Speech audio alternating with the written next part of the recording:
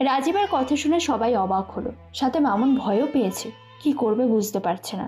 নাহিদ বলে, দেখুন রাজীব সাহেব, প্রতিষ্ঠানটা কিন্তু আমার আন্ডারে আছে, তাই এইসব ড্রাগস বিজনেস থেকে আপনার ছেলেকে সরে যেতে বলুন, না হলে এর ফল ভালো হবে না বলে দিলাম। তাই নাকি? তা চেয়ারম্যান সাহেব, আপনার ক্ষমতা কিন্তু বেশিক্ষণ থাকবে না। দেখা যাবে মিটিং শেষে। নাহিদ সাহেব আর কোনো কথা না বলে সেখান থেকে চলে যায়। রাজীবও চলে আসে রাজকে নিয়ে। 3 দিন অভ্র ভার্সিটিতে আসেনি। অনুহি অবশ্য ক্লাসে অভ্রকে খুঁজেছিল, তবে সেটা মনে মনে। কিন্তু কেন খুঁজেছিল অনুহি তা জানে না। অভ্র আজকে ভার্সিটিতে যাচ্ছে। আজকে অনুহিকে সরি বলে নেবে। সে বুঝেছে জোর করে পটানো যাবে না অনুহিকে, তাই প্রথমত অনুহির সাথে একটা বন্ধুত্ব তৈরি করতে চায় অভ্র। ভার্সিটিতে আসে অভ্র। অন্য দিনের ন্যায় আজকেও অনুহির জন্য অপেক্ষা করতে থাকে অভ্র। হঠাৎ অনুহি আসে ভার্সিটিতে। অনুহি কোনো দিকে না তাকিয়ে সামনে হেঁটে যেতে থাকে। হঠাৎ অভ্র লাফ দিয়ে অনুহির সামনে এসে দাঁড়ায়। অনুহি চমকে ওঠে, বিরক্ত নিয়ে বলে, উফ, কয়দিন ছিল না, বেশ ভালোই ছিলাম। আবার বান্দরটা এসে হাজির। একটু শান্তিতে থাকতে দিবে না? ম্যাম, ম্যাম একটু দাঁড়াবেন এখানে? আমি দ্রুত বাড়িতে যাব আর আসব। মানে? কেন? কি সমস্যা? কেন দাঁড়াবো? বাড়িতে গিয়ে মায়ের থেকে একটু কাজলটা আনতাম, আপনার কপালে পরিয়ে দিতাম, যেন অন্য কারোর নজর না লাগে। ঢঙের কথা বলো। যতই যাই বলো, তোমাকে আমার বিরক্ত লাগে বলে দিলাম।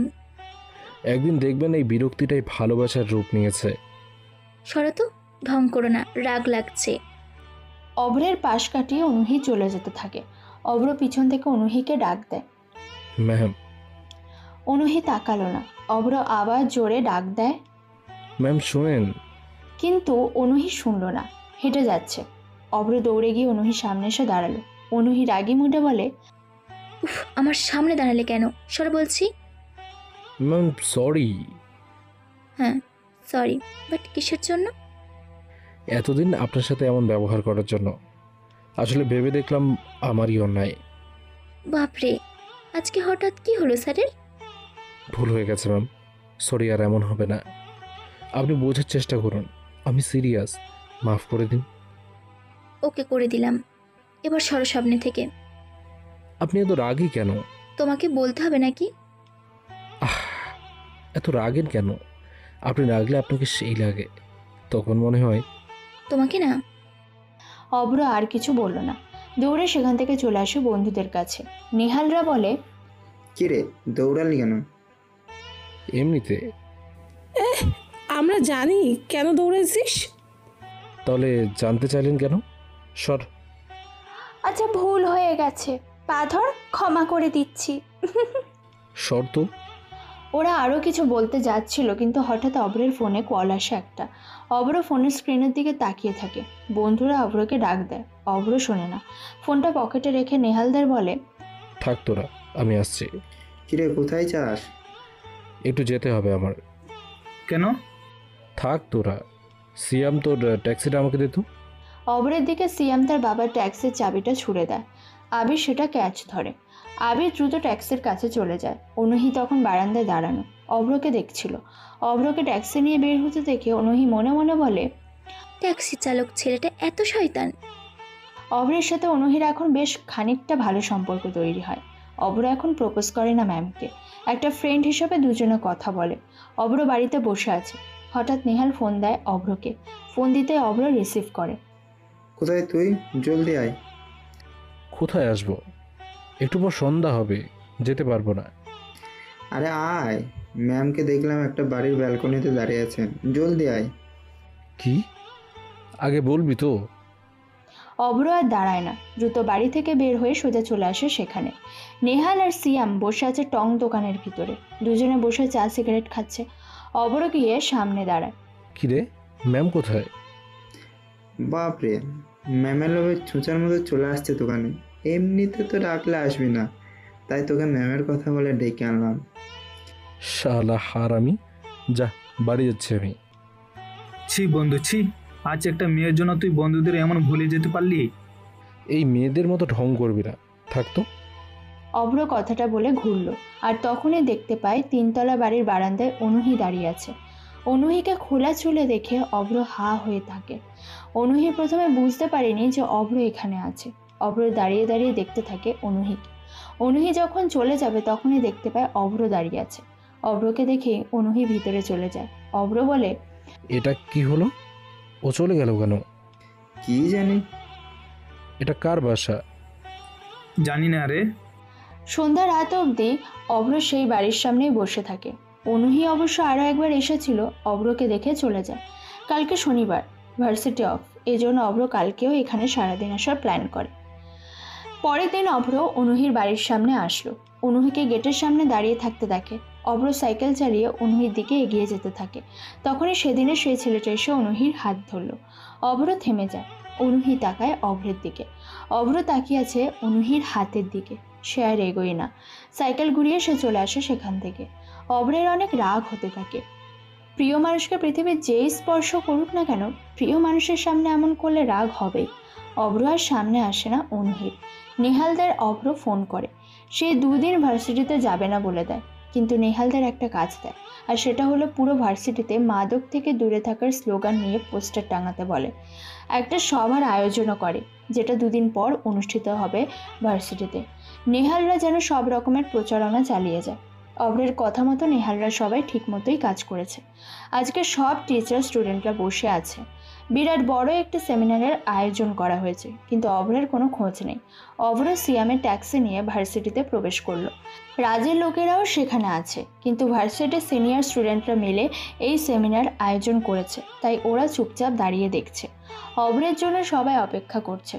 সবাই মিলে 500 জন স্টুডেন্ট এই সেমিনারে উপস্থিত হয়েছে। টিচাররাও আছে, সাথে আছে ভার্সিটির চেয়ারম্যান নাহিদ সাহেবও। সবাইকে ইনভাইট করা হয়েছে, কিন্তু নেহালদের নেতা মানে অভ্রের কোনো পাত্তা ছিল না।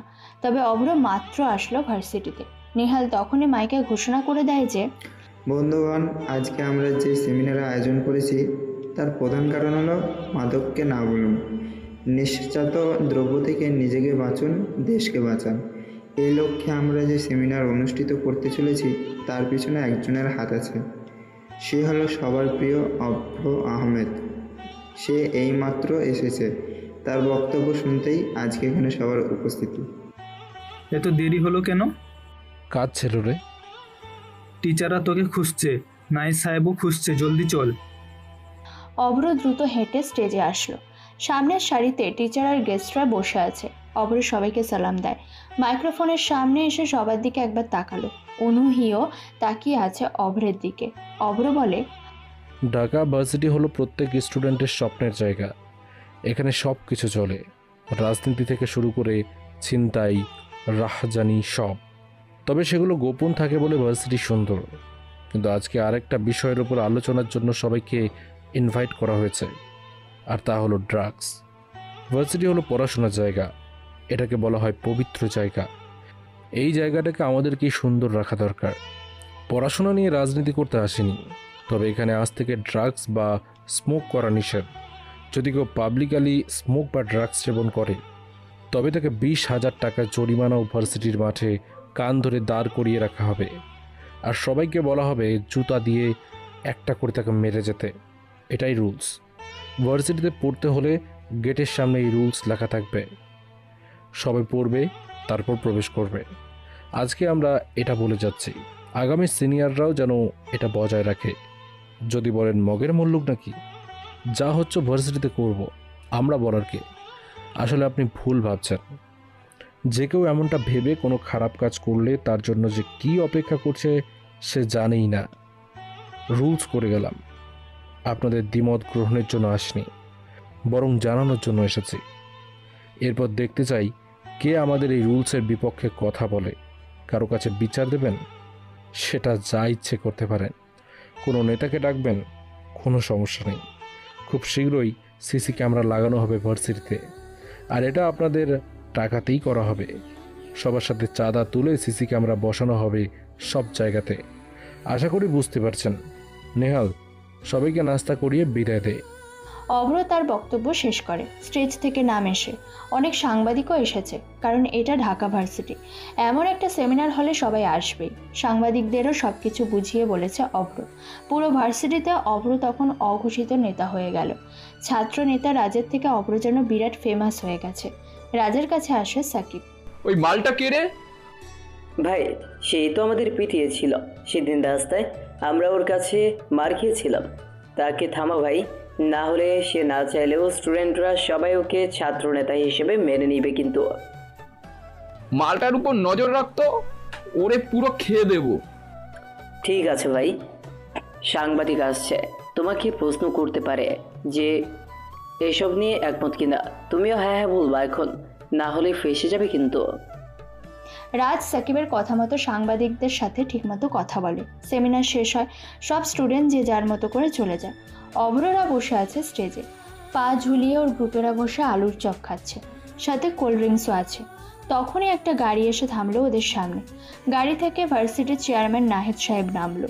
অভ্ররা সালাম দেয়। নাহিদ সাহেব এসে অভ্রের সামনে দাঁড়ালো। অভ্রকে বলে, ভালোই কাজ করেছো। তা তোমরা সব কিছু সামলাতে পারবে তো? যত প্রকার হেল্প লাগবে আমাকে জাস্ট জানাবে। আমি সব কিছু দিয়ে তোমাদেরকে এই কর্মসূচিকে সামনে এগিয়ে নিয়ে যেতে সাহায্য করব। আর অভ্র, এই নাও বাসার ঠিকানা, দেখা করো তুমি। প্রিন্সিপাল স্যার তোমাকে ডেকেছে, দেখা করে আইসো। নাহিদ সাহেব কথাগুলো বলে সেখান থেকে চলে যায়। অভ্ররা এখন পুরো ভার্সিটির হিরো বনে গেছে। সবাই এসে বেশ খাতির যত্ন করছে। অভ্রদেরকে ঘিরে সবার এখন আগ্রহ। অনুহি ম্যামকে দেখে অভ্র, দৌড়ে ম্যামের দিকে যায়। অভ্র অনুহির পাশে হাঁটতে থাকে। অনুহি বলে, যে বাড়ির সামনে ঘুরঘুর করো, ওটা আমার সেই দুলাভাইয়ের বাড়ি। বেড়াতে গিয়েছিলাম। আর এখানে কি করছো? তুমি না ভার্সিটির খারাপ কাজ দমনে কাজ করছো? তাহলে ম্যামকে লাইন মারতে এসছো কেন? আপনি কি আমাদের বাড়িতে যাবেন? কেন? তোমাদের বাড়িতে কেন যাব? আসলে মা বলেছে বাসায় আসার সময় মিষ্টি নিয়ে যেতে। আপনি তো পুরাই একটা মিষ্টির ডিব্বা, তাই ভাবছি আপনাকে বাড়িতে নিয়ে যাব। ওরে আমার সস্তার প্রেমিক রে, সামনে থেকে যাও। ম্যাম, আপনাকে লাইন মারাটা কোনো খারাপ কাজ না, বরং আপনি আমার ভালোবাসাটা গ্রহণ করেন না, সেটাই খারাপ কাজ। আপনাকে দেখলে আমার চুমু দিতে ইচ্ছে করে। উফ, তোমাকে না বলেছি প্রপোজ করবে না? খুব বিরক্ত লাগে। আমার সামনে আসবে না তুমি, যাও। অভ্র চলে আসে সেখান থেকে। অনুহি রেগে গিয়েছে, কিন্তু কেন? অনুহি এমনিতে ঠিকমতো কথা বলে। যখনই অভ্র ভালোবাসা নিয়ে কিছু বলে তখনই অনুহি রেগে যায়, বিরক্ত হয়। অভ্রের এসব একদমই ভালো লাগে না। ওর মন চায় অনুহিকে কিডন্যাপ করে নিয়ে যেতে, কিন্তু অভ্র তাকে জোর করে না, বরং ভালোবেসে তাকে কাছে পেতে চায়। অভ্র এভাবে আর পারছে না। সিদ্ধান্ত নেয় অনুহির সাথে সেসব একবারে ঠিক করবে, নয়তো আর না। কয়েক মাস হলো অভ্র অনুহির পিছনে পড়ে আছে। কত অপমান সহ্য করেছে অভ্র, কিন্তু ম্যাম কখনো তার কথাই বোঝেনি, তার ভালোবাসাও বোঝেনি। অভ্র ফাইনালি অনুহিকে প্রপোজ করার সিদ্ধান্ত নিয়ে নিল। সেজন্য আর দেরি না করে অনুহির কাছে যায়। অনুহি তখন জুনিয়রদের ক্লাস নিচ্ছিল। দরজার সামনে থেকে ডাক দিয়ে বলে, ম্যাম, একটু শুনবেন, দরকার আছে। কি ব্যাপার? তুমি এখানে কেন? কি করতে এসেছো? ম্যাম, আপনার সাথে আমার একটা জরুরি কথা ছিল। আচ্ছা বলো, কি কথা? এখানে বলা যাবে না। কালকে ভার্সিটির পাশে পার্কটা আছে, সেখানে আসবেন বিকেলে। নো, আমি যাব না। যা বলার এখানেই বলো। যেতেই হবে, নাহলে আমি কিন্তু আপনার পিছু ছাড়বো না বলে দিলাম। আপনার কাছে একদিন আসবো, আসবেন কিনা ভাবতে থাকবেন, আমি অপেক্ষা করব। যদি না আসেন তাহলে আপনারই পরে বিপদ, ভাবুন। ওকে? তুমি আসলেই অনেক বেয়াদব। ম্যামকে ব্ল্যাকমেল করো। অপেক্ষা করব কিন্তু। অভ্র চলে আসে সেখান থেকে। ভালোবাসার কথাটা বলতে না পেরে, তাকে নিজের করে না পেয়ে অভ্র অনেক কষ্ট পাচ্ছে। ভার্সিটিতে কারোর সামনে সে প্রপোজ করতে পারবে না, তাই অনুহিকে পার্কে আসতে বলেছে। পরের দিন অভ্র পার্কে এসে বসেছে। পার্কে বসে অনুহির জন্য অপেক্ষা করছে অভ্র। অনুহির আসার নাম নেই। 4টে বেজে গিয়েছে, আর 2 ঘন্টা পার্কটা খোলা থাকবে। অভ্র পায়চারি করে। 4:30টার দিকে অনুহি এসে অভ্রের সামনে দাঁড়ায়। খোপাতে অনুহির একটি বেলি ফুলের মালা, হাতে নীল চুড়ি, নীল ড্রেস পরা। বেশ সুন্দর লাগছে অনুহিকে। অভ্র তাকিয়ে থাকে অনুহির দিকে। অনুহি দ্রুত বলে, কি বলার জন্য ডাকলে বলো? তোমার জন্য বাসা থেকে মিথ্যে কথা বলে আসতে হলো। এই তো, তার মানে আমার প্রেমে পড়েছেন। প্রেমে পড়লে মানুষ মিথ্যে কথা বলে। উফ, ফাজলামি বাদ দিয়ে কি বলতে ডাকলে সেটা বলবে, নাকি আমি চলে যাব? না না, বলছি দাঁড়ান। অভ্র আশেপাশে তাকায়। ভালোই লোকজন ঘোরাঘুরি করছে পার্কটাতে। অভ্র পকেট থেকে একটা সাদা গোলাপ বের করে হাঁটু মুড়ে বসে অনুহির দিকে ফুলটা এগিয়ে বলে, আমি তোমাকে সেই প্রথম দেখাতেই ভালোবেসে ফেলেছি অনুহি। তোমাকে নিয়ে কল্পনা সাজাই, যেখানে তোমাকে জড়িয়ে ধরি। তুমি বুকে থাকলে হিম শীতল হয়ে আসে আমার সমস্ত হৃদয়। একটা ঘুমের মেডিসিনে ভালো ঘুম হয়। তোমার যে কোনো কথাই গান মনে হয়। যে কোনো গল্পের ভিতরে পরিচিত ভঙ্গিতে ঢুকে যায় রোমান্টিকতা। তুমি না থাকলে অস্থির অস্থির লাগে। মেঘের মতো ভাঙতে থাকে আমার মন। দুঃখরা দল বেঁধে ফিরে আসে অসময়ে আসা জ্বরের মতো। একটা ছেঁড়া বোতামের মতো নিজের কাছে একা লাগে। কিভাবে যে তোমারে বোঝাই? তুমি ভালোবাসলে আমি অবুঝ শিশু। তুমি না থাকলে আমি ক্রুশবিদ্ধ শিশু। তুমি না থাকলে এসব বৃদ্ধ অজগরের মতো দীর্ঘ হওয়া অসহায় রাতের কথা আমি বলবো কার কাছে? এই জন্য তুমি আমার হয়েই থেকে যাও। কথাগুলো শেষ করেই উঠে দাঁড়ালো অভ্র। এতক্ষণ অনেকে অভ্র আর অনুহিকে দেখছিল। এরকম দৃশ্য কেউ মিস করে নাকি? হাঁটু মুড়ে বসে প্রপোজ করাটা অনেক রেয়ার। সবাই দেখছে।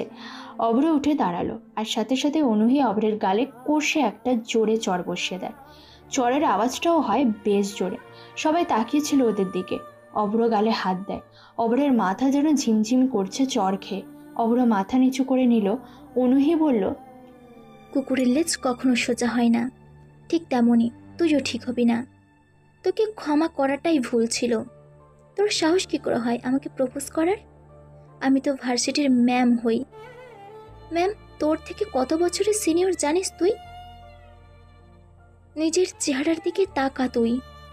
আর তাছাড়া তোর মতো ট্যাক্সি ড্রাইভারের সাথে আমি করব প্রেম? আমার পেছনে কারা ঘুরে জানিস? থাক, সেসব তোকে বলার প্রয়োজন মনে করি না। Bloody nonsense coward, go to hell. আমার সামনে আসবি না তুই আর কখনো। অনুহি কথাগুলো বলে চলে যায়। অভ্র বেঞ্চে গিয়ে বসে। মাথা নিচু করে কেঁদেই চলেছে। এত বড় একটা ছেলে কখনো কারো থেকে এতটা অপমান পায়নি।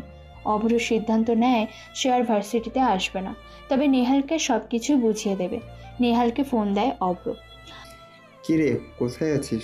তোর বাড়িতে গেলাম, আন্টি বললো তুই নাকি কোথায় যাবি বলে বের হয়েছিস। হ্যাঁ, আমি গ্রামে যাচ্ছি। সেখানে থাকতে হবে কিছুদিন। তুই সব কিছু সামলে রাখবি, ফিরতে দেরি হবে। আর কেউ যদি আমার খোঁজ করে বলবি আমার ফোন অফ, যোগাযোগ করা যাচ্ছে না। কথাগুলো বলেই অভ্র ফোন কেটে দেয়। অভ্র পার্ক থেকে বের হয়ে চলে আসে সোজা বাস স্ট্যান্ডে। তারপর বাসে করে চলে যায় তার গন্তব্যে। কেটে যায় 2 মাস। ভার্সিটিতে গোপনে রাজ ড্রাগস সেল করে, কিন্তু কেউ তার হদিশ পায় না। তবে এমনিতে সব কিছু স্বাভাবিক। অভ্র 2 মাসে ভার্সিটিতে আসেনি একবারও। নেহাল অনেকবার কল করেছে, কিন্তু অভ্রের কোনো পাত্তাই নেই। নেহালরা বসে আছে, একসাথে সবাই আড্ডা দিচ্ছে। হঠাৎ সেখানে অনুহি আসলো। সবাই দাঁড়িয়ে যায়। নেহালকে বলে, নেহাল, জি ম্যাম। তোমাদের তো সামনে এক্সাম, ক্লাসে তোমাদের ফ্রেন্ডকে দেখছি না তো। কোথায় সে? এক্সাম কিন্তু পড়াশোনা ভালো করে করেছে তো? জি ম্যাম, করছি। আর আমরা তো সবাই ক্লাস করি, কাকে খুঁজছেন? ওই যে তোমাদের নেতা, মানে বান্দর, অভ্রটা কোথায়?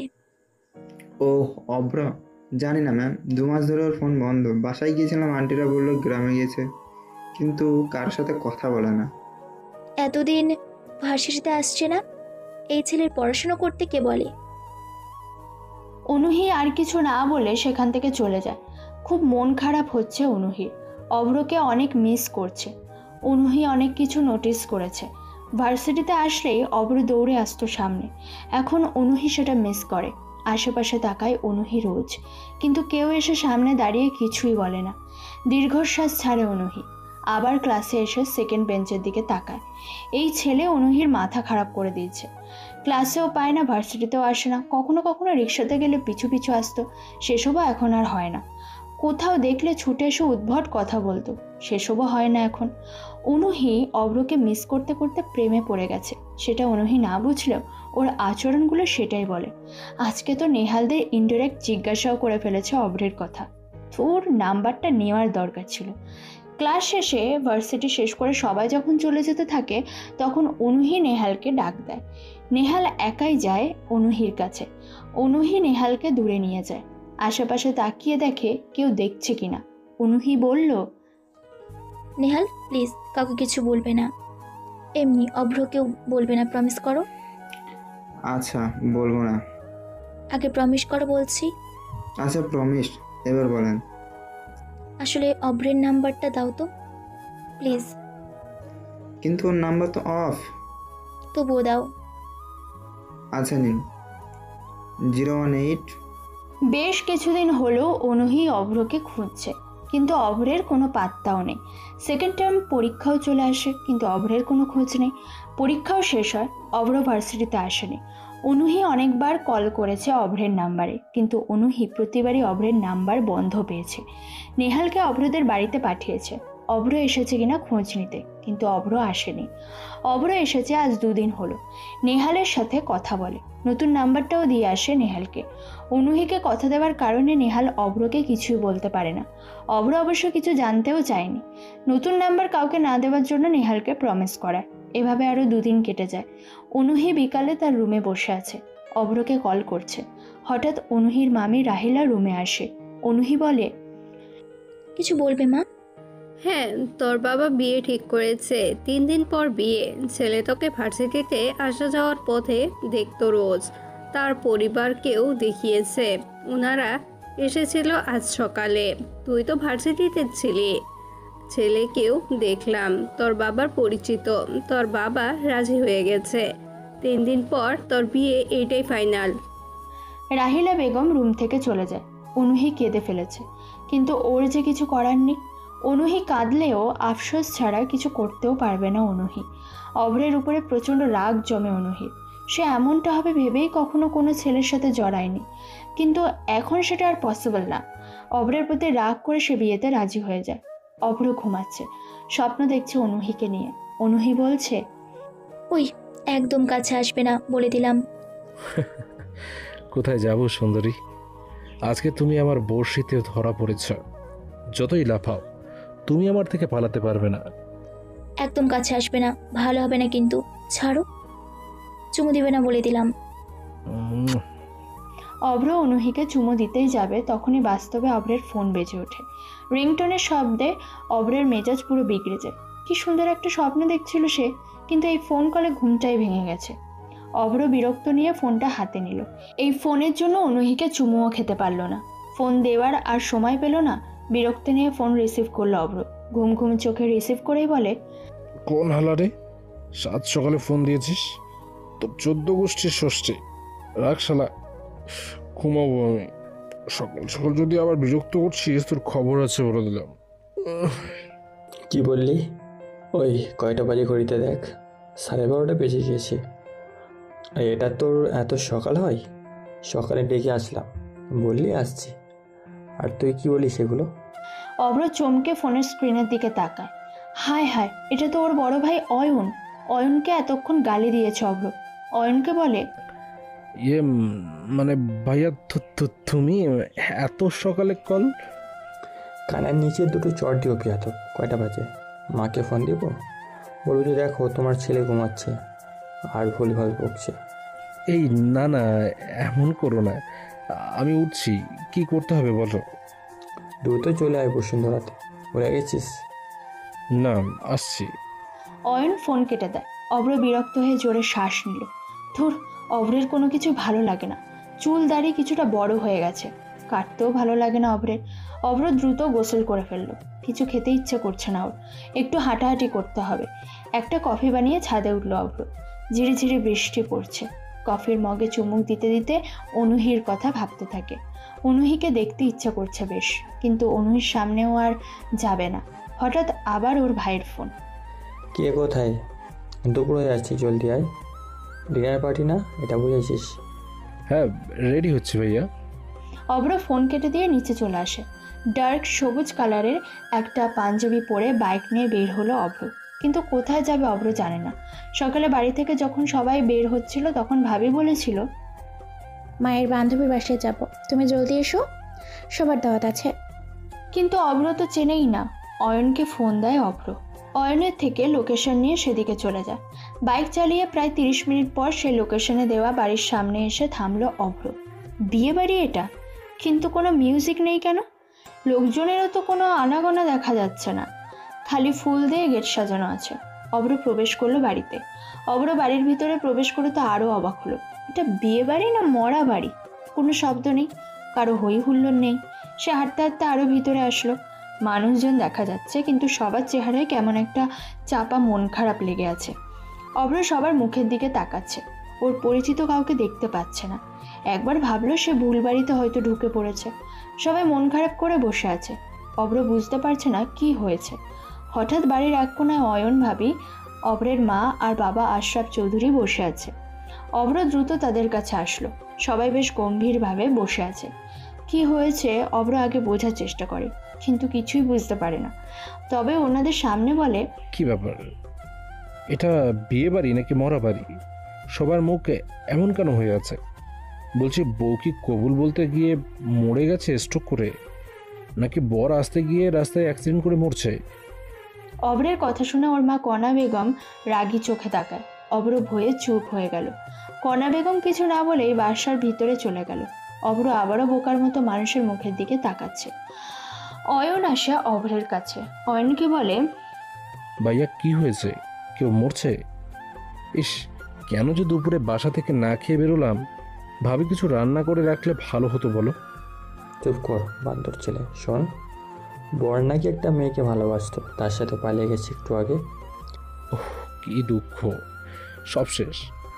আমি ভেবেছিলাম ভালো মন্দ খাবো আরামে বসে, সেটা আর হলো না।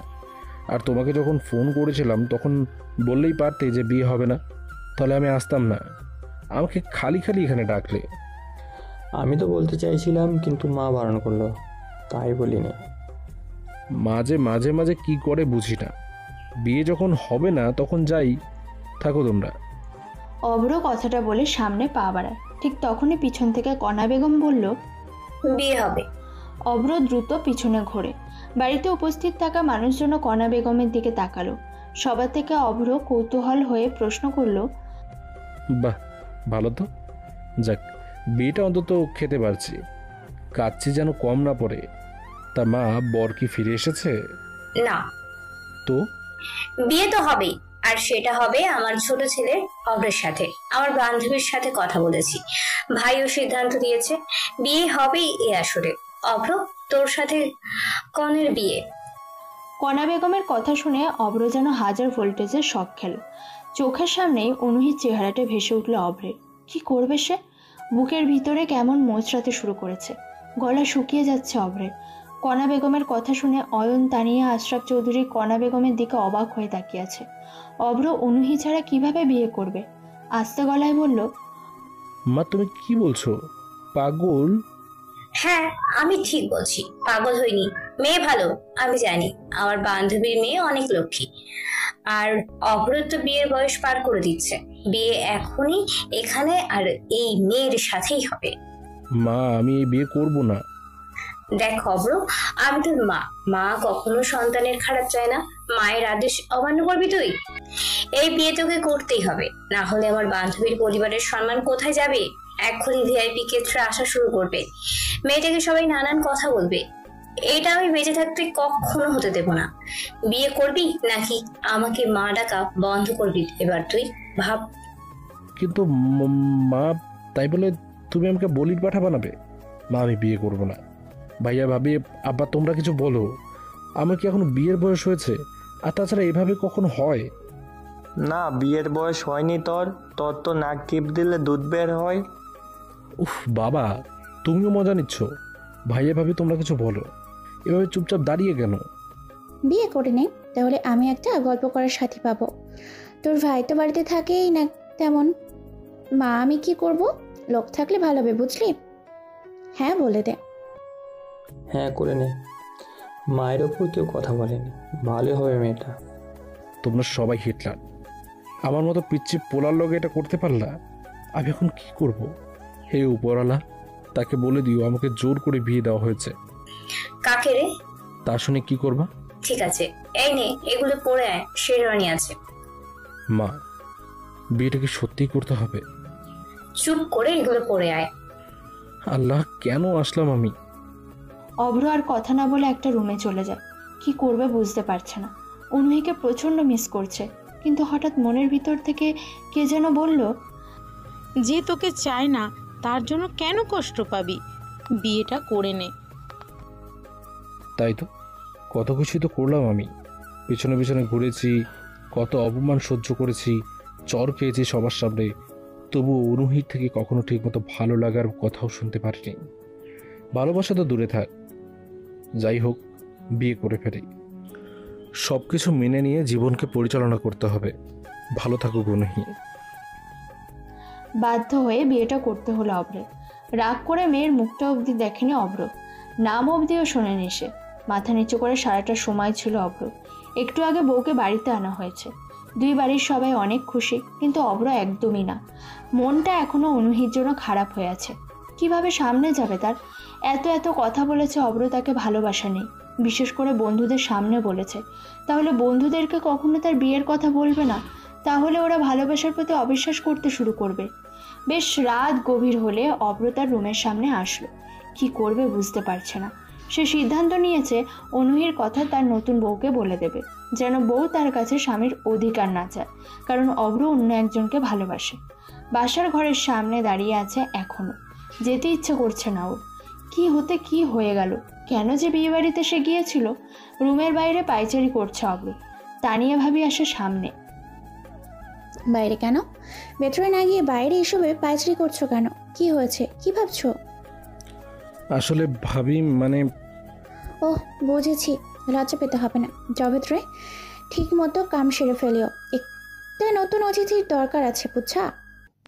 আরে, তানিয়া ভাবি অভ্রকে দরজা খুলে ধাক্কা দিয়ে রুমের ভিতরে ঢুকিয়ে দিল। তারপর দরজা আটকানোর সময় জোরে বলল, লজ্জা না পেয়ে বিড়ালটা ভালো করে মারিও। ঠাস করে দরজা লাগিয়ে চলে যায়। এটা কি হলো? মান সম্মান সব শেষ করে দিয়ে গেল। অভ্র মরছে ওর জ্বালায়, আর বিড়াল মারার কথা বলতে এসেছে। অভ্র আস্তে আস্তে ভিতরে আসে। অভ্রের সারা গা কাঁপছে, ভয়ে অভ্রের গলা শুকিয়ে কাঠ হয়ে যাচ্ছে। ইতিমধ্যে হাত পা কাঁপতে শুরু করে দিয়েছে। অভ্র বিছানার কাছে আসলো, নতুন বউকে বসে থাকতে দেখে। অভ্র এখন পর্যন্ত দেখেনি মেয়েটা কেমন দেখতে।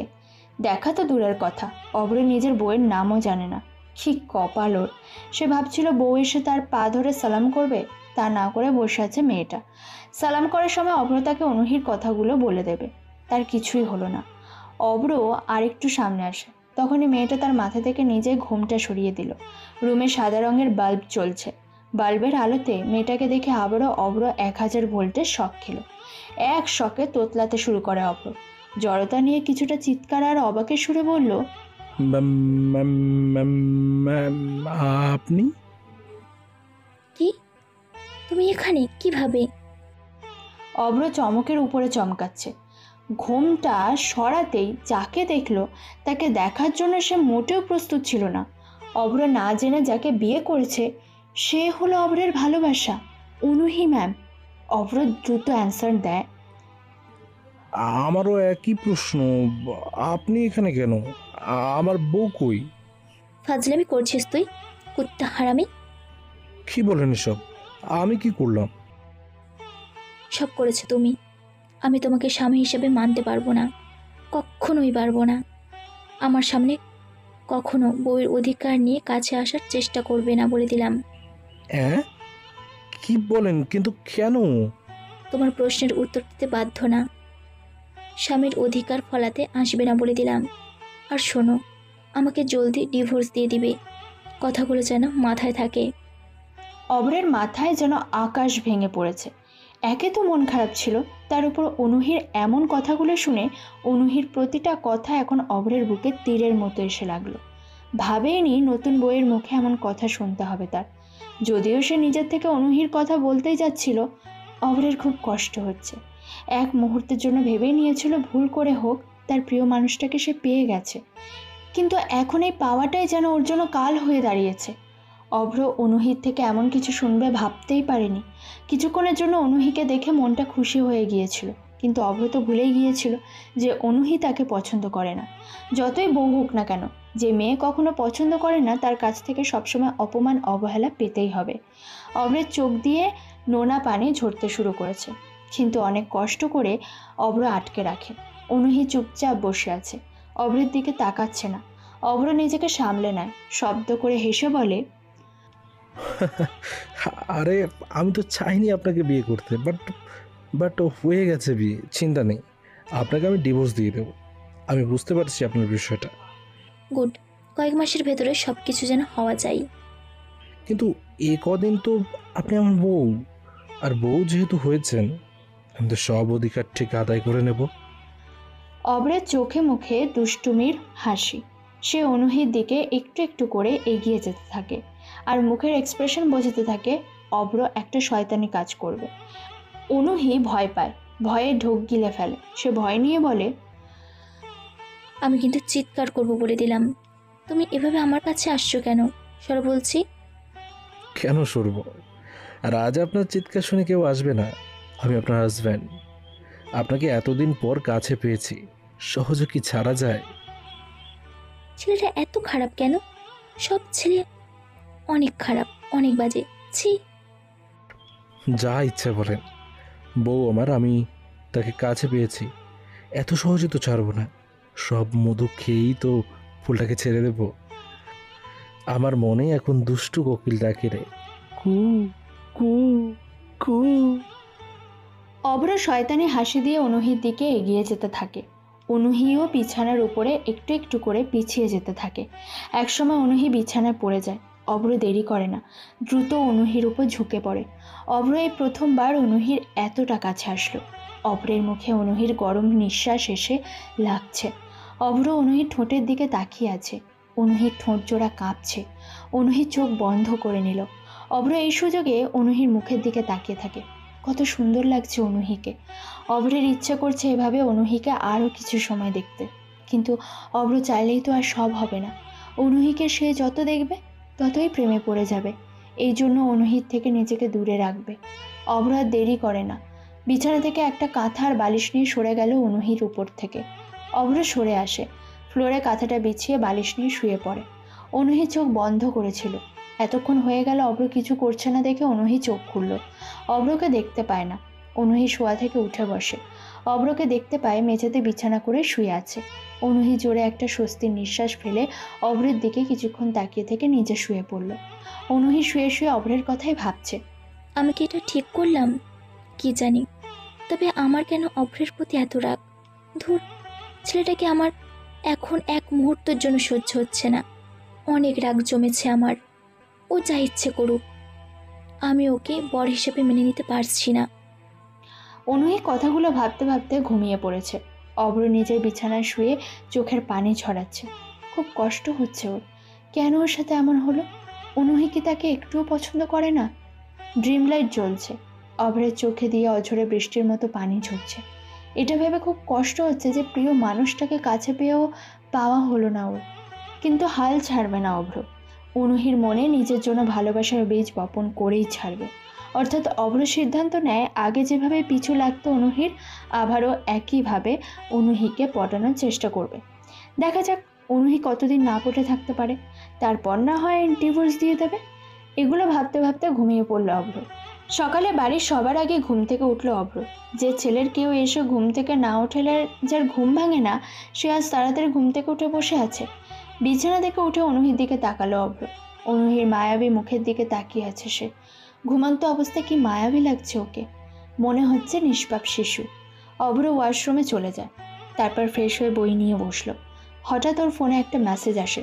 সেখানে লেখা, অভ্র, রাজ কিন্তু গোপনে ভার্সিটিতে ড্রাগ সাপ্লাই করছে। একটা ছেলে মারা গিয়েছে, রাজকে থামাতে হবে। অভ্র মেসেজটা পড়ে আবার বই পড়াতে মনোযোগ দেয়। কিছু সময় পর অনুহি ঘুম থেকে ওঠে। তাকিয়ে দেখে অভ্র জানালা খুলে টেবিলে বসে বই পড়ছে। বিছানা ছেড়ে ওঠে অনুহি। ওয়াশরুমে যাবে এমন সময় ঘুরে অভ্রের সামনে এসে দাঁড়ালো। অভ্র বইয়ে মনোযোগ দিয়ে পড়ছে। অভ্রের গালটা ধরে অনুহি ঠাস করে চর বসিয়ে দেয়। অভ্র বোকার মতো তাকিয়ে আছে। চর বসিয়ে দিয়ে অনুহি বলল, ভুলভাল সূত্র পড়ছো কেন? সেজন্য চর দিলাম। কিন্তু আমি তো বই আসতে পড়ছি। চুপ। Teacher always right. ও 1 মিনিট, তুমি না ট্যাক্সি চালাতে? তাহলে এত বড় দামি বাড়ির মালিক তোমার বাবা হয় কিভাবে? আমি তাদের পালিত ছেলে। খুশি এবার? দিব আর একটা চর। টিচারের সাথে তর্ক করো? অবশ্যই এসব জেনেই বা কি করবো। অনুহি আর কোনো কথা বলে না, সে ফ্রেশ হতে চলে গেল। একটু পর আবার রুমে এলো। অভ্র শুধু আর চোখে দেখছে। অনুহি এসে ড্রেসিং টেবিলের সামনে বসে চুল আঁচড়াতে লাগলো। অভ্রের ইচ্ছে করছে অনুহিকে পিছনে থেকে জড়িয়ে ধরে এলোমেলো কেশের মধ্যে নাক ডোবাতে, কিন্তু অভ্রের তো সেই অধিকার নেই, তাই এগুলো স্বপ্ন হয়েই থাক। অনুহি বুঝতে পারে অভ্র তাকে দেখছে। অনুহি অভ্রকে কিছু বলতে যাবে, তখনই দরজায় টোকা দিয়ে তানিয়া বলল, কি ব্যাপার, আপনারা ঘুমাচ্ছেন নাকি উঠে রোম্যান্স করছেন? যদি উঠে থাকেন তবে তোমরা খেতে আসো, অনেক বেঁচে যাচ্ছে। ভাবি জেগেই আছি, আসছি খেতে, তুমি যাও। আচ্ছা। দরজার সামনে থেকে তানিয়া চলে যায়। অভ্র ঘুরে অনুহির দিকে তাকিয়ে বলে, ম্যাম আপনি কি খেতে যাবেন? কিন্তু তুমি আমাকে ম্যাম বলছো কেন? ও মা, ম্যামকে ম্যাম বলবো না তো কি বলবো? আমি তোমার ভার্সিটিতে ম্যাম, এখানে তো না। এখন তো নাম ধরে ডাকতে পারো। তাছাড়া বাসায় সবাই কি ভাবে বলো তো? সবচাইতে বড় কথা হলো তোমার মা আমার মায়ের বান্ধবী। আমার বাবার কাছে এসব নিয়ে বিচার গেলে আমার খবর আছে। আচ্ছা ঠিক আছে, আমি ভার্সিটিতে ম্যাম বলবো। এখন চলেন। অভ্র আর অনুহি একসাথে খাবার টেবিলে আসলো। অনুহি বসে একটা চেয়ারে, তানিয়া আসে অভ্রের পাশে।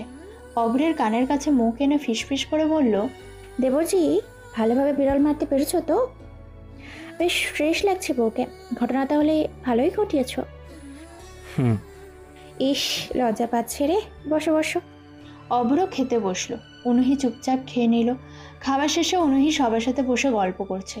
অভ্র নিজের রুমে আসে, সাদা টি শার্ট আর কালো শার্ট পরে নিয়ে চুলগুলো স্টাইল করে বাইরের দিকে যেতে থাকে। অনুহি অভ্রের দিকে তাকিয়ে থাকে, মনে মনে বলে, বান্দরটা এত স্টাইল মিল কই যাচ্ছে। অভ্র যেতে থাকে, তখনই পিছন থেকে আশরাফ সাহেব অভ্রকে ডাক দেয়। অভ্র, কোথায় যাওয়া হচ্ছে? এই তো বাহিরে, একটু কাজ আছে, বন্ধুদের সাথে দেখা করব। কোথাও যেতে হবে না, তোমার শ্বশুর বাড়ি থেকে তোমাদের নিতে আসবে। তোমার শ্বশুর আসবে নিতে, সেখানে যাবা, বাড়িতেই থাকো। ও, কিন্তু আসবে আসবে উনি ওনার মেয়েকে নিয়ে চলে যাবে। এটা আমার বাইরে যাওয়ার সাথে কি সম্পর্ক? তুমি কি গাধা? অভ্র অনুহির দিকে তাকালো। অনুহি অভ্রের দিকে রাগে লুকে তাকিয়ে আছে। অভ্র একটু ভয় পায়। কণা বেগম এগিয়ে এসে বলে, আমি কাকে বিয়ে দিলাম? তোর কি মনে হয় তোকে ছাড়া তারা বৌমাকে নিয়ে যাবে? গাধা, তোকেও যেতে হবে। চুপচাপ ঘরে যা। কিন্তু মা। অভ্রকে আবার চোখ রাঙানি দিল বাড়ির সবাই। অভ্র সবার থেকে ঝাড়ি খেয়ে নিজের ঘরে আসে। কি করবে বুঝতে পারছে না। বিছানায় বসে মেসেজ পড়তে থাকে। এই কদিনে অনেক মেল এসেছে, চেক করা হয়নি।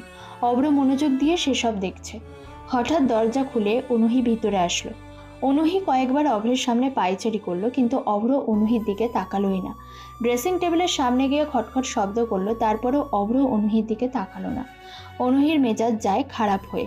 অভ্রের সামনে আসে, হাত থেকে ফোনটা শটান মেরে নিয়ে সোজা ফ্লোরে জোরে দেয় আছাড়। অভ্র কিছুটা চিল্লিয়ে বলে, হায় হায়, আমার ফোন, আমার ফোনে কত কি। ঠাস করে একটা চড় পড়ে অভ্রের গালে। অভ্র হা করে অনুহির দিকে তাকিয়ে আছে। প্রচণ্ড রাগ হচ্ছে অভ্রের। ইচ্ছা করছে অনুহির গালেও ঠাস করে একটা চড় বসিয়ে দিতে, কিন্তু নিজেকে কন্ট্রোল করে বলল, মারলেন কেন? আমার ফোন নিয়ে আছাড় দিলেন কেন?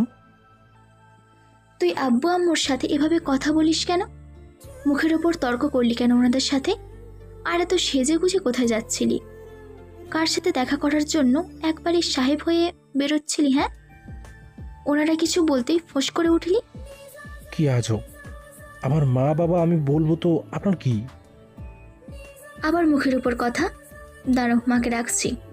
দেখুন আপনি কিন্তু বেশি বেশি। অভ্র পুরো কথা শেষ করতে পারে না। আরেকটা চড় অভ্রের আরেক গালে এসে পড়ে। অভ্র রাগে দুঃখে সরে আসে অনুহির সামনে থেকে। বারান্দায় এসে টবে একটা লাথি দিতে গিয়েও থেমে যায়। অনুহির উপরে প্রচণ্ড মেজাজ খারাপ হচ্ছে অভ্রের। অনুহি নিচে চলে আসে, সবার সাথে বসে গল্প করতে থাকে। অভ্র রাগ কমানোর জন্য ওয়াশরুমে এসে চোখে মুখে অনেকবার পানি ছেটালো, তারপর রুমে আসে। ফ্লোরে তাকিয়ে দেখে ফোনের অবস্থা খারাপ। অভ্রের রাগটা মূলত ফোনটার জন্যই হচ্ছে। কত ইম্পর্ট্যান্ট মেল ডকুমেন্ট মেসেজ ছিল, ডিসপ্লে ফেটে গেছে। পাওয়ার বাটন চেপে ধরতে অন হলো।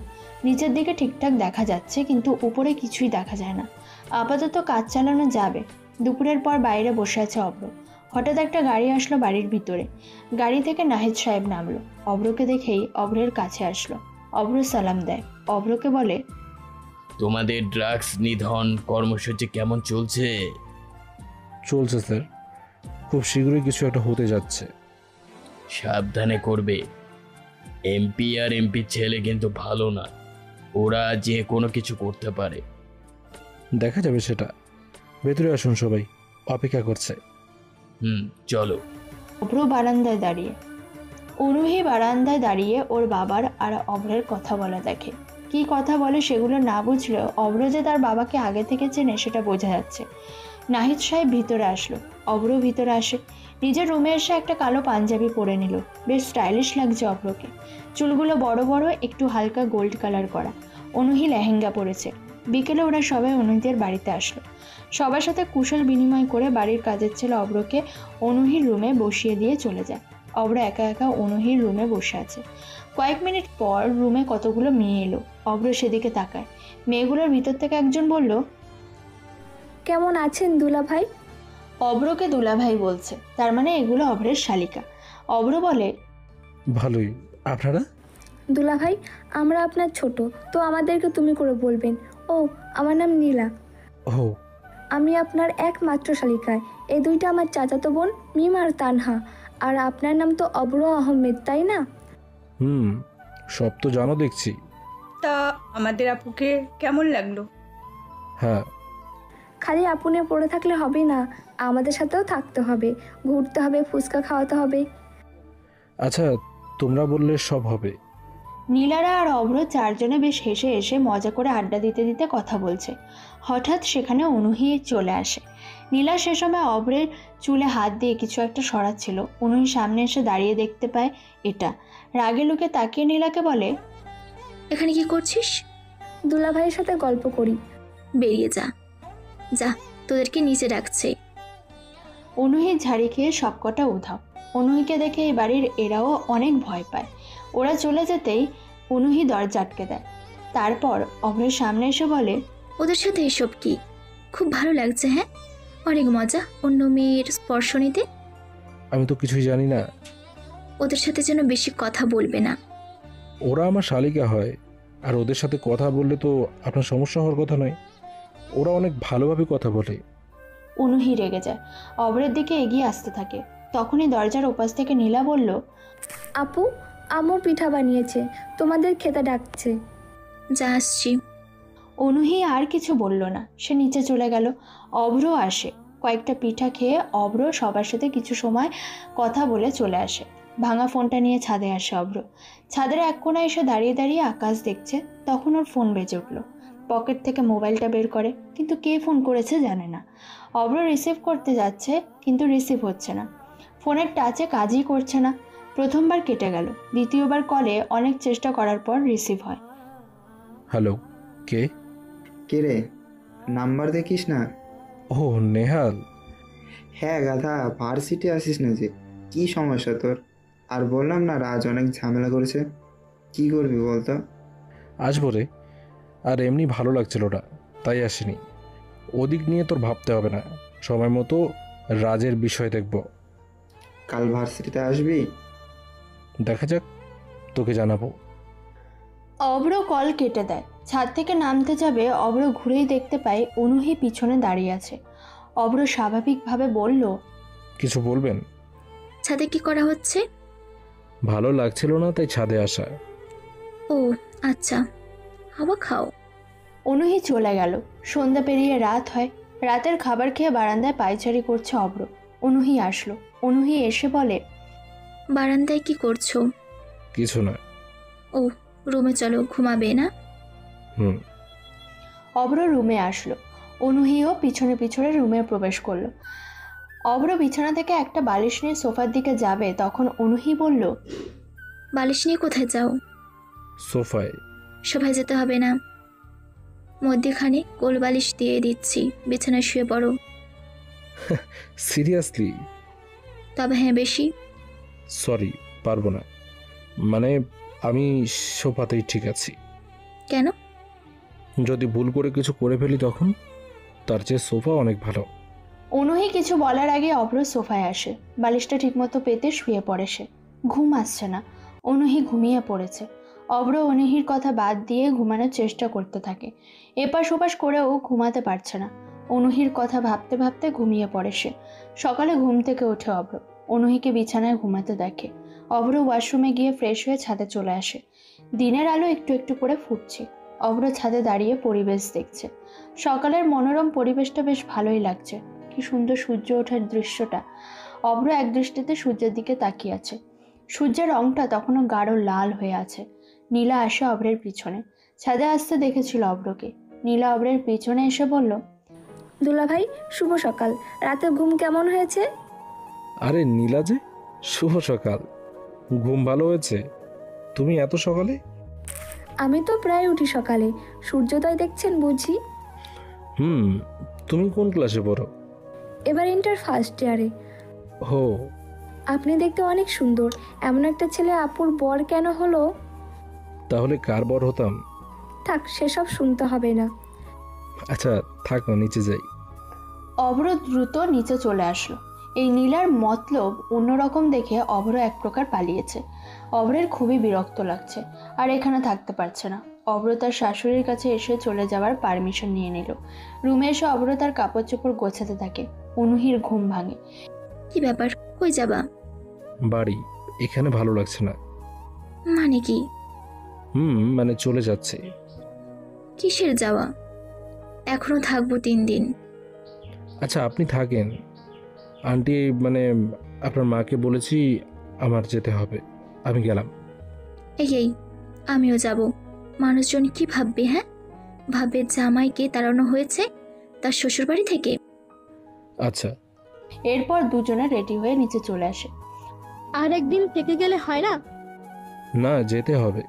ওনো, তুইও তো। না আম্মু, তোমার জামাইয়ের ক্লাস আছে। ও, তাহলে যা। অনুহি মাঠ থেকে বিদায় নিয়ে চলে যায়। অনুহির সেই বিখ্যাত কালো গাড়ির সামনে আসে দুজন। অভ্র পিছনের দরজা খুলতে যাবে, তখন অনুহি বলল, ওই, আমাকে কি তো ড্রাইভার মনে হয়? আপনাকে ড্রাইভার মনে হতে যাবে কেন? তুমি তো আমার বউ। কিছু বললা? না। তাহলে সামনে আয়। অভ্র বুঝতে পারে না। অনুহি একবার তাকে তুই বলছে, আরেকবার তুমি বলছে। যদিও অনুহির এটা বেশ ভালোই লাগছে। অনুহি ড্রাইভিং সিটে বসলো। অভ্র তার পাশে বসেছে। অনুহি গাড়ি চালাতে থাকে। হঠাৎ অভ্র বলে, ম্যাম আপনি আমাকে হয় তুই করে বলবেন, না হয় তুমি করে বলবেন। আমার ইচ্ছে। এতে তোর কোনো সমস্যা? না। অভ্র চুপ হয়ে গেল। অনুহির প্রতি রাগ লাগছে, কিন্তু কিছু বলতেও পারছে না। সময় সুযোগ আসুক, ঠিকই কিছু শোনাবে। গাড়ি চালাতে থাকে অনুহি। হঠাৎ বাজারে এসে অনুহিকে অভ্র বলে, গাড়ি থামান তো। কেন? আরে থামান। অভ্রের কথা মতো গাড়ি থামায় অনুহি। অভ্র দ্রুত গাড়ি থেকে নামে। রাস্তার পাশে একটা ছোট খাবারের হোটেলের দিকে অভ্র এগিয়ে যেতে থাকে। একটা ছোট বাচ্চা মেয়েকে হোটেলের মালিক মেরে ধাক্কা দিয়ে রাস্তার পাশে ফেলে দিল। অনুহি গাড়ি থেকে নামে। অভ্র গিয়ে বাচ্চা মেয়েটার কাছে দাঁড়ালো। হাত বাড়িয়ে মেয়েটাকে উঠিয়ে বলল, রাত্রি তুই এখানে? তোকে না বলেছি কিছু লাগলে আমাকে ফোন করতে? তোর মায়ের কাছে ফোন দিয়ে এসেছি কেন? ভাইয়া তুমি আসছো? অনেক ক্ষুধা লাগছে ভাইয়া, তাই আসছিলাম খাবার নিতে। আমাকে দিল না, আমাকে মারে। মারবো না তো তোকে ছেড়ে দিব? বেজ্জাম্মার বাচ্চা, ময়লা হাতে টাকা ছাড়া পরোটা ধরলি কেন? যা এখান থেকে। অভ্র চুপচাপ দাঁড়িয়ে আছে। রাত্রে চুলে হাত বুলিয়ে দিচ্ছে। রাত্রি কাঁদছে। রাস্তার উপরে পড়াতে কোনো একটা কেটে গেছে। অভ্র বলে, কল দিসনি কেন আমাকে? তোমাকে কল করেছিলাম, তোমার ফোন বন্ধ বলছিল। ও হ্যাঁ, আমার ফোন তো নষ্ট হয়ে গেছে। আচ্ছা, ওই 5টা ডিম ভাজি, 10টা পরোটা আর সবজি ডাল প্যাক করে দেন তো। কার জন্য? ওই ফকিন্নির জন্য। ওর টাকা আছে। দেখুন, আপনি কিন্তু বেশি কথা বলছেন। আপনাকে আমি আপাতত কিছু বলতে পারছি না। আপনার দোকান কিন্তু বন্ধ করে দেব। এই তো কি ডারে যা এখান থেকে। অভ্র জোরে কয়েকবার শ্বাস নিয়ে রাগটাকে কন্ট্রোল করলো, কারণ পিছনে অনুহি দাঁড়ানো। সে চাইছে না অনুহি তাকে রাগ করতে দেখুক। অভ্র টাকা বের করে দোকানের সামনে মেলে দেয়। দোকানে টাকা পেয়ে যা যা বলে সব কিছু দিয়ে দেয়। কয়েক মিনিট পর আরও পথশিশু দৌড়ে আসে অভ্রের কাছে। অভ্রকে পেয়ে ওরা সবাই ঘিরে ধরে। সবাইকে অভ্র সকালের নাস্তা করায়। তারপর সবাইকে বলে, তোরা আশ্রমে যা, আমি বাজারে পাঠিয়ে দেব, কিন্তু শর্ত হলো ভিক্ষা করা যাবে না। হ্যাঁ। আচ্ছা, আমি এখন গেলাম। আর এই হোটেলের নাম কি? মায়ের দেওয়া ভাতের হোটেল। এই হোটেলটাকে দেখছি আমি। ওরা সবাই চলে যায়। অভ্রের নতুন কালো পাঞ্জাবিতে ধুলো ময়লা লেগে আছে। তবে অনুহি এতক্ষণ অভ্রের এসব কাণ্ড দেখে অবাক হয়। ছেলেটা কতটা মিশুক। অভ্র গাড়ির দিকে ঘুরে। অনুহি ততক্ষণে গাড়ির ভিতরে এসে বসেছে। অভ্র দরজার কাছে এসে বলে, ম্যাম, আপনি চলে যান, আমি আসছি। কেন, কি সমস্যা? দেখছেন না আমার গায়ে ধুলো ময়লা লেগেছে? আপনার দামি গাড়িটা নোংরা হয়ে যাবে। চলে যান আপনি। সমস্যা নেই, ওঠো। শিওর? হুম। অভ্র গাড়িতে বসলো। অনুহি চালাতে থাকে। অনুহি বলে, এই বাচ্চাগুলো কারা? ওরা পথশিশু। ওরা এই বাজারে ভিক্ষা করত। বলেছি এসব বাদ দিয়ে পড়াশোনা করতে। তা শুনেছে তোমার কথা? কোথায় পড়ে? কে পড়ায়? পরে এখানের একটা স্কুলে। ও, তোমার সাথে দেখি ভালোই খাতির। হ্যাঁ, ওদের সাথে মাঝে মাঝে এসে মিশি, খেলা করি। যখন খুব মন খারাপ হয় তখন ওদের সাথে খেলতে আসি। কখন মন খারাপ হয়? অভ্র রিপ্লাই করলো না। কিছু সময় পর ওরা বাড়িতে চলে আসে। অভ্র সোজা বাড়িতে এসে গোসল করে নিল। দ্রুত রেডি হয়ে বাইরে আসে। কাউকে কিছু না বলে বাড়ি থেকে বের হয়ে আসে। অবশ্য আসার সময় তানিয়া ভাবি আর অনুহি সামনে পড়ে। তানিয়া ভাবি অভ্রকে বলে, বাইরে যাচ্ছ মনে হয়, আসার সময় ফুচকা আনিও তো। অভ্র চলে যায়। আজকে সবার সাথে দেখা করতে হবে ওর। সেই চায়ের দোকানে ওর বন্ধুরা আছে। অভ্র সেদিকেই যেতে থাকে। অনুহির কোনো কাজ নেই। অভ্র বাইরে পুরো রুমটা সুন্দর করে গোছালো সে। বাড়িতে রেহেনা বেগম আর তানিয়ার সাথে বেশ খাতির জমিয়ে ফেলেছে অনুহি। দুপুর গড়িয়ে বিকেল, বিকেল গড়িয়ে রাত হয়। অভ্রের কোনো পাত্তা নেই। অনুহি ফোন করেছে অনেকবার, কিন্তু অভ্রের কোনো পাত্তা নেই। অভ্র আজকে বন্ধুদের পেয়ে ঘুরেছে অনেক জায়গা। রাত্রিদের আশ্রমে বাজার করতে করতে সময় গেছে অনেক। এখন চায়ের দোকানে বসে গল্প করছে তিনজন। ভার্সিটির পর অভ্র, নেহাল আর সিয়াম এই তিনজন একসাথে থাকে। মামা, তুই 3-4 মাস কোথায় ছিলি? গ্রামে ছিলাম।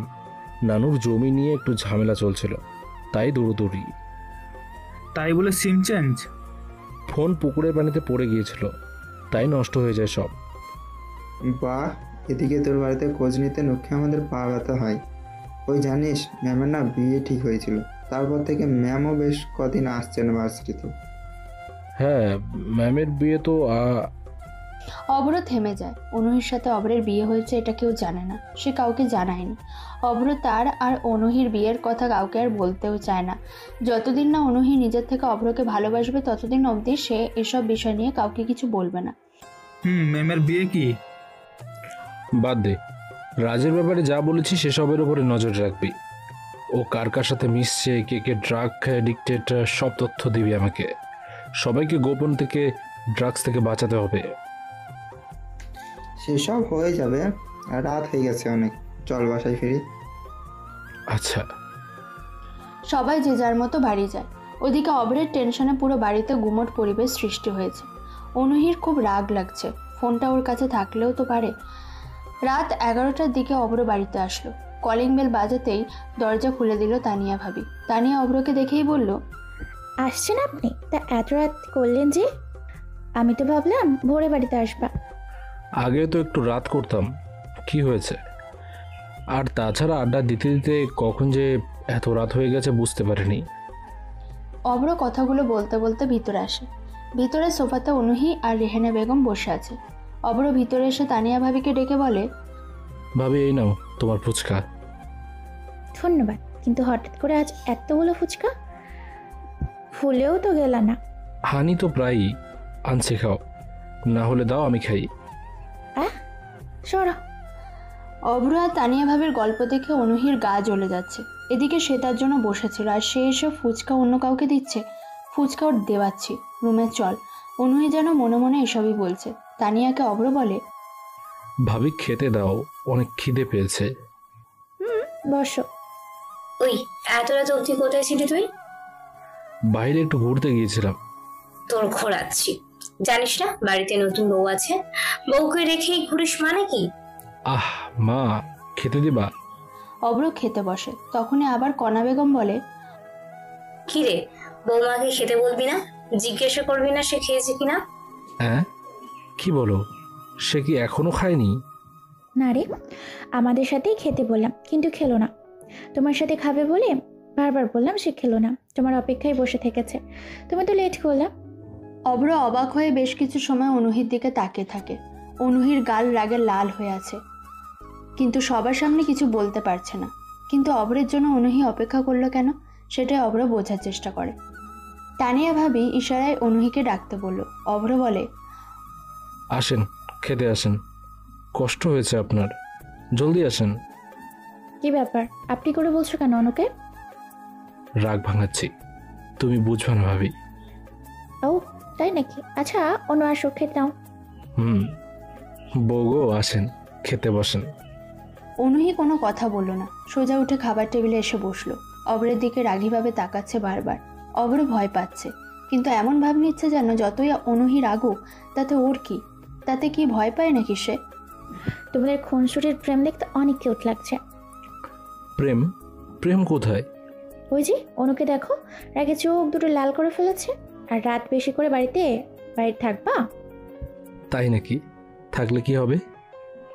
কি হবে? বউ বোঝাবে সেটা, আমি কিছু বললাম না। বউ না ঘোড়ার ডিম, আমার কচুর বউ, ভালোই বাসে না, আসছে বউয়ের ভয় দেখাতে। বিড়বিড় করে অভ্র কথাটা বলল। অভ্র নিজের মতো দ্রুত খেয়ে রুমে আসলো। বেশ ক্লান্ত লাগছে ওর, বিছানায় বসে আছে। কয়েক মিনিট পর অনুহি রুমে আসলো। অনুহি আসতে পকেট থেকে কয়েকটা ক্যাডবেরি চকলেট আর ফুল বের করে অনুহির দিকে বাড়িয়ে দিল। অভ্র সেগুলো বাড়িয়ে দিয়েই বলল, আই লাভ ইউ। আমার সবটুকু নিঃশ্বাস আপনার নামের প্রতিধ্বনি হয়ে থাকে, আপনি কি সেটা শুনতে পান না?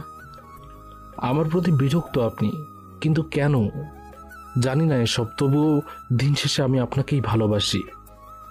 অনুহি অভ্রের থেকে কথাগুলো শুনে কিছু বলল না, বরং সে অভ্রের হাত থেকে ফুল আর চকলেটগুলো নিল। অভ্র তো মহা খুশি, কারণ এই প্রথমবার প্রপোজ করাতে অনুহি কোনো রিয়্যাক্ট করলো না। কিন্তু পরক্ষণেই অভ্রের মন খারাপ হয়ে যায়। অনুহি ওর হাত থেকে ফুল চকলেট নিলেও সেগুলো জোরে ফ্লোরে ছুঁড়ে ফেলে দেয়। অভ্র চোখ বড় বড় করে তাকিয়ে আছে অনুহির দিকে। অনুহি রাগ নিয়ে বলল, এত পীড়িত দেখাতে আসবি না, তোর তো পীড়িত দেখার মানুষের অভাব নেই। যা ভাবির জন্য আরও ফুচকা এনে দিবি, আমার সামনে এসে ঢং দেখাবি না বলে দিলাম। অভ্র কোনো কথা বলল না, চুপচাপ নিচের দিকে তাকিয়ে চকলেট আর ফুল দেখছে। অনুহি বিছানায় এসে বসলো। অভ্র চুপচাপ কাঁথা আর বালিশ নিয়ে ফ্লোরে পেতে দিয়ে শুতে যাবে, তখনই অনুহি আরও রেগে বলল, তুই না পড়ে ঘুমোতে যাচ্ছিস কেন? আমি রাতে পড়ি না, বই পড় বলছি। আমি সকালে। অনুহি অভ্রের কাছে আসে, তারপর ঠাস করে একটা চড় বসিয়ে দেয় অভ্রের গালে। অভ্র কোনো কথা না বলে অনুহির দিকে তাকিয়ে থাকে। অনুহি রেগে বলে, তুই পড়তে বসবি না, তোর ঘাড় বসবে। ওঠ, 1টা পর্যন্ত পড়বি। আর এত রাত করে বাসায় ফিরলি কেন?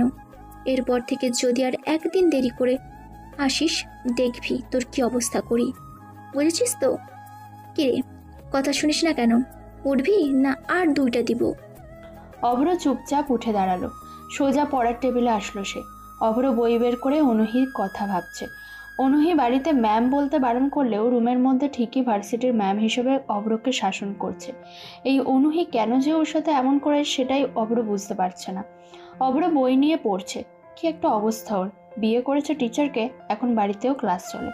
পড়তে পড়তে হঠাৎ অভ্রের ঘুম চলে আসে। ঠিক তখনই অনুহি এসে কান টেনে ধরে আবার ঝাড়ি দেয়। অভ্র ঝাড়ি খেয়ে আবার পড়া শুরু করে। এভাবে রাত 1টা অবধি চলে।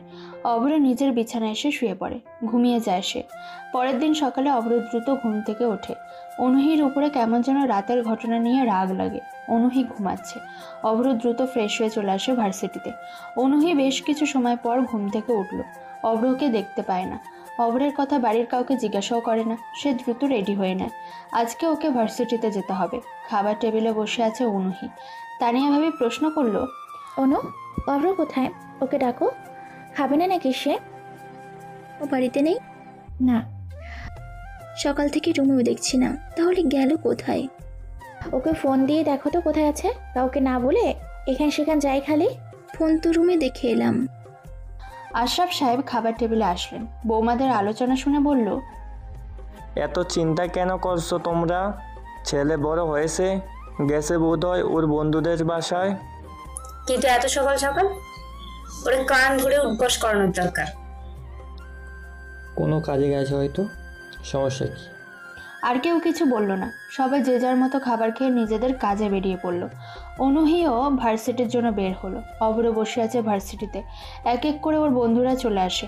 অভ্রকে দেখে তো ওরা সবাই অবাক। সিয়াম তো বলেই বসলো, কি ব্যাপার মামা, প্রতিদিন তুমি সবার পেছনে আসো আর আজ তুমি আগে, কারণটা কি? আর তাছাড়া এত বছর পর এখানে? মনে হয় বেড়াতে আসছে। চুপ থাক। আর তেমন কিছু না, বাসায় ভালো লাগছিল না তাই চলে আসলাম দ্রুত। তোকে কাল রাতে ফোন দিলাম, কিন্তু ফোন বন্ধ করলো কেন? ফোনটা পড়ে নষ্ট হয়ে গেছে। চল ফোন কিনে নিয়ে আসি। না থাক, বিকেলে কিনে নেব। দোস্ত, আমার তো জিএফ রাগ করেছে। কিছু একটা বল না, মানে কি করে রাগ ভাঙাবো? কবিতা বল। সেটা তো অভ্র ভালো পারে। দোস্ত শোনা তো একটু, নেহালও শিখুক। এই চুপ থাক তো, এসব ভালো লাগে না। অভ্র বন্ধু, আমার বন্ধু ছেঁকা খাইছে রে। ম্যামের তো বিয়ে হলো, ভালোবাসাটা পচে গেছে। এই তোরা কি শুরু করলি? তো বলো, তোমার মনে এই পচা ভালোবাসা কেমন হয়ে আছে? হঠাৎ এই প্রশ্ন কেন? বলো না। অভ্রের মুড অফ। যাকে সে ভালোবেসেছে তাকে পেয়েছে, কিন্তু এই পাওয়া যে সব পাওয়া নয়। যেন সব পেয়েও পেল না সে এমন। দীর্ঘ এক মন খারাপের শ্বাস নিয়ে বলে,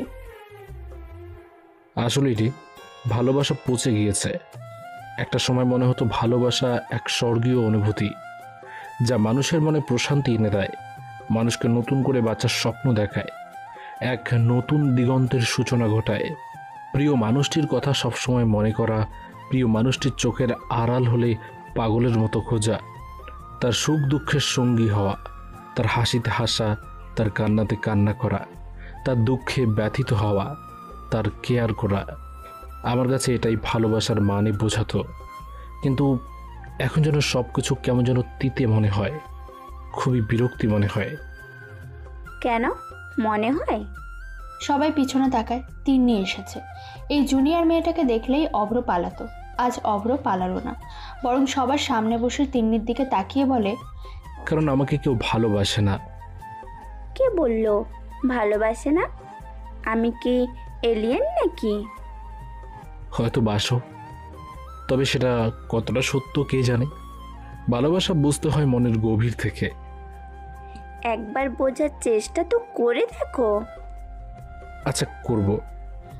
তিন্নি অভ্রের পাশে এসে বসলো। অভ্র কিছু বলল না, কিন্তু সবাই বেশ হাঁ করে তাকিয়ে আছে অভ্রের দিকে। যে ছেলে তিন্নিকে দেখে লুকিয়ে পড়তো সেই ছেলে তিন্নির পাশে।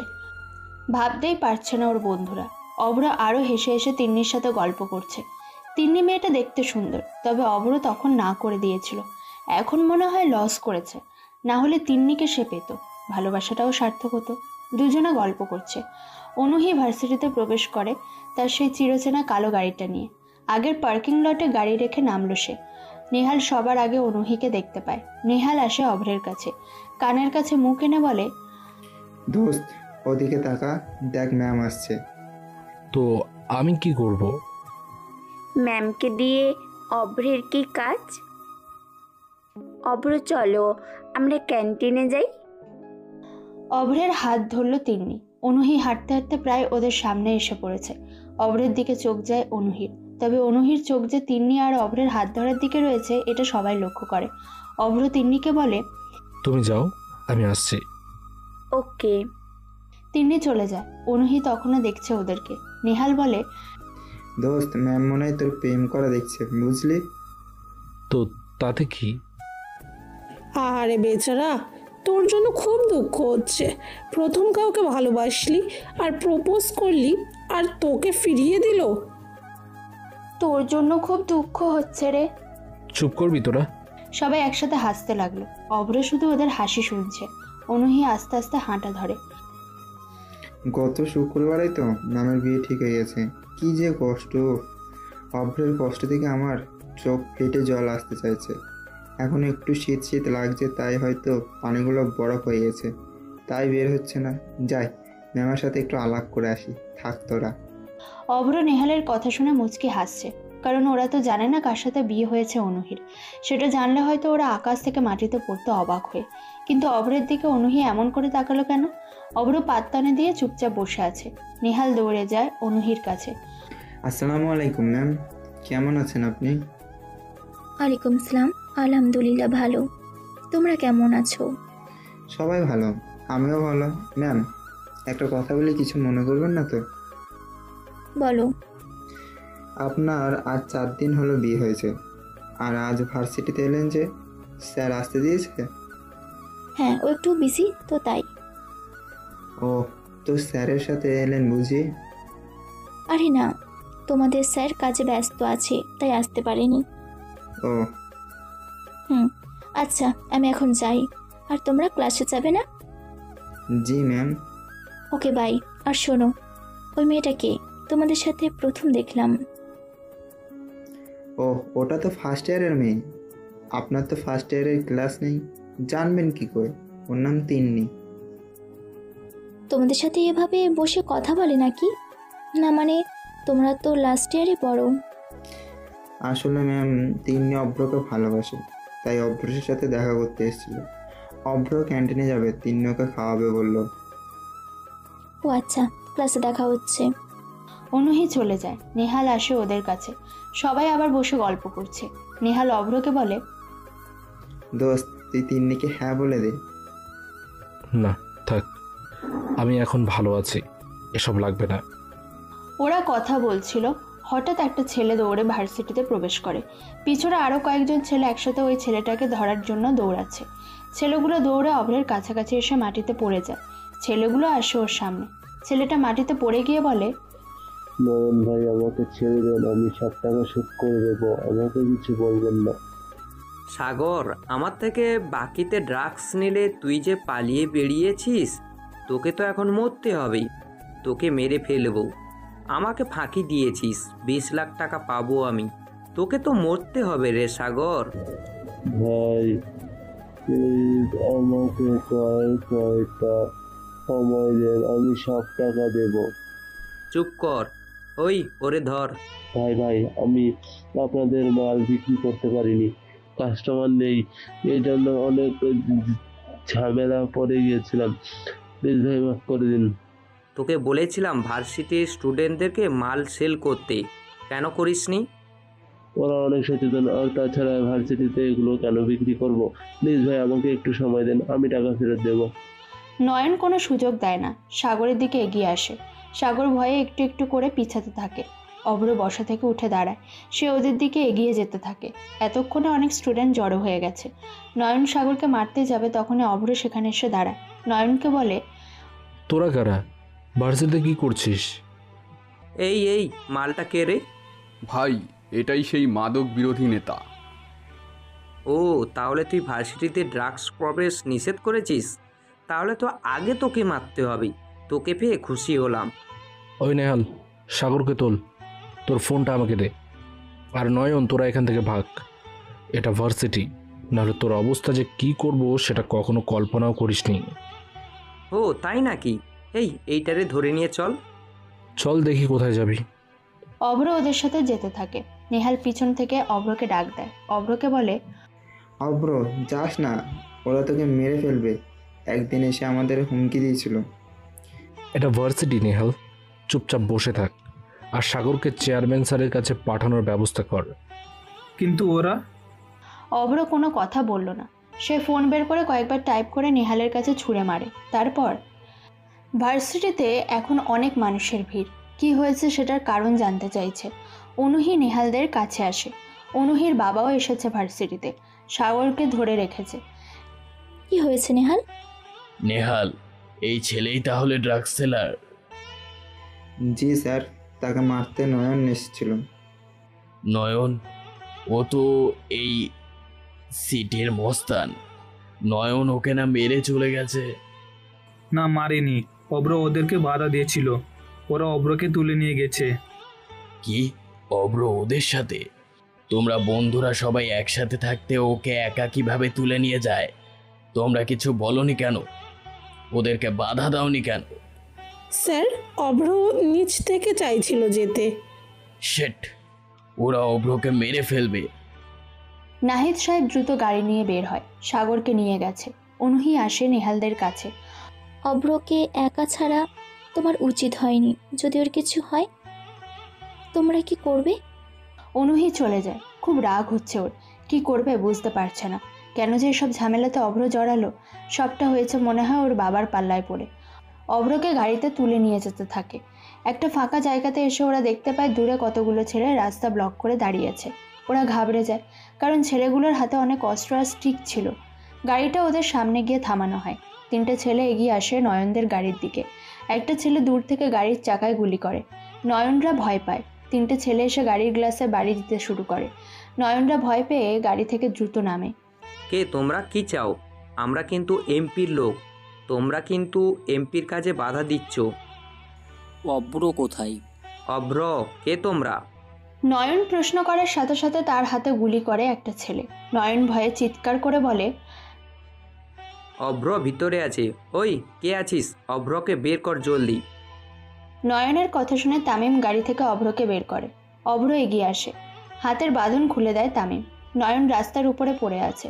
অভ্র নয়নের কাছে যায়। নয়নের প্যান্টের পকেটে হাত দিয়ে সিগারেটের প্যাকেট বের করলো। সিগারেট জ্বালিয়ে জোরে টান দিতে দিতে নয়নের দিকে তাকায়। অভ্রের চাহনি দেখে নয়ন ভয় পায়। ইনোসেন্ট লাভার বয় ছেলেটার এমন রূপ দেখে নয়ন ঘাবড়ে যাচ্ছে। প্রচণ্ড ভয় নিয়ে বলল, তুই কে? এমন করে তাকাচ্ছিস কেন? আশিক। অভ্রের দিকে আশিক নামের একটা ছেলে বেসবল স্টিক এনে দেয়। অভ্র সেটা হাতে নিয়ে সিগারেটে এক টান দেয়। তারপর সিগারেট নিচে ফেলে পায়ের নিচে পিষে নয়নের দিকে তাকায়। অভ্র গম্ভীর গলাতে বলে, আমাকে নাকি মারার জন্য খুঁজছিলি? মারবি? কিরে, কথা বলিস না কেন? তুই কে? এরা কারা? আমি ভিন্নতার গভীরতায় হিংস্র দানব, যার ভেতরে কালো কয়লা পুড়ে ছাই না হয়ে হয়েছে অজস্র হিংস্রতা। আমি ফুল নয়, রক্ত ভালোবাসি। আমি জন্ম নয়, মরার কান্না শুনতে পছন্দ করি। আমার নিজেকে মৃত মানুষ মনে হয়।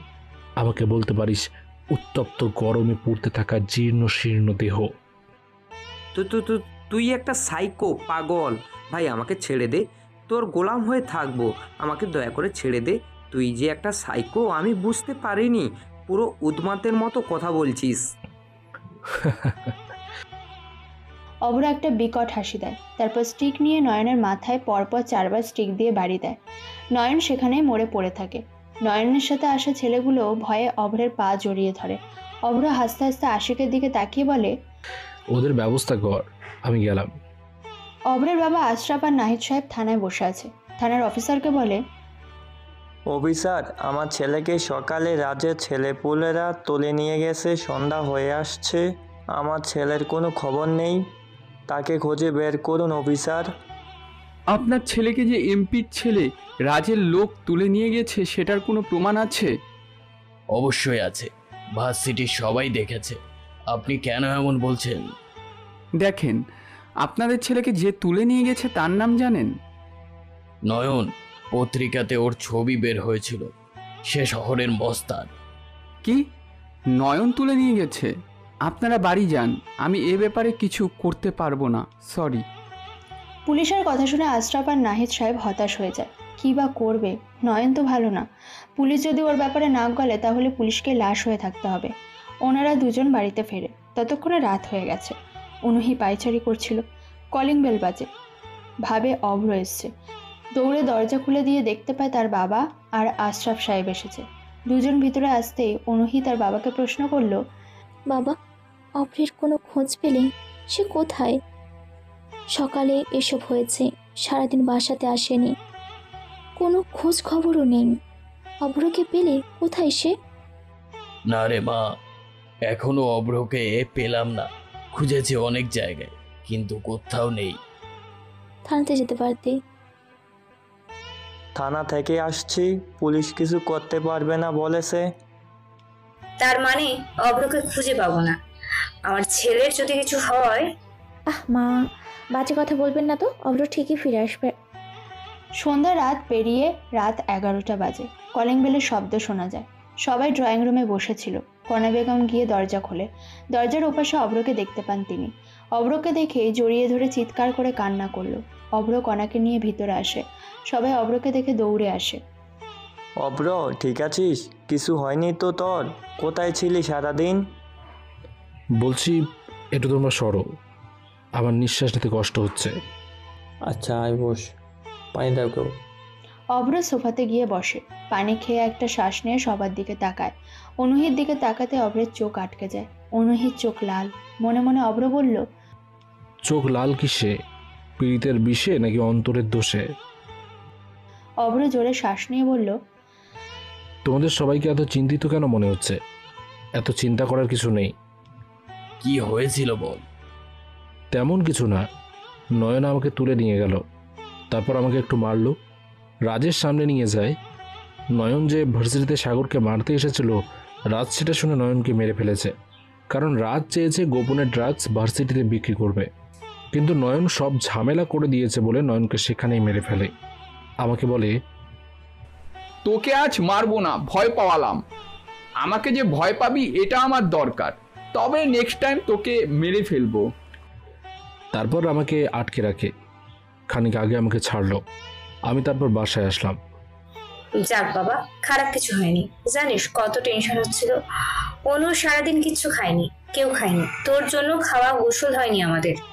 ওকে বলুন এসব আন্দোলনে না জড়াতে, ওরা অনেক খারাপ। নেক্সট টাইম এমন সুযোগ দেবে না তারা। শুধু শুধু এসবে অংশগ্রহণে যেন না করে, এতে তারই বিপদ। অনুহির কথা শুনে সবাই হ্যাঁ হ্যাঁ বলে ওঠে। অভ্র মুচকি হেসে সবাইকে শান্ত করে বলে, চিন্তা নাই, সবাই যে যার মতো এবার খেয়ে নাও, সমস্যা হলে আমি জানাবো। সবাই হাঁফ ছেড়ে বাঁচে।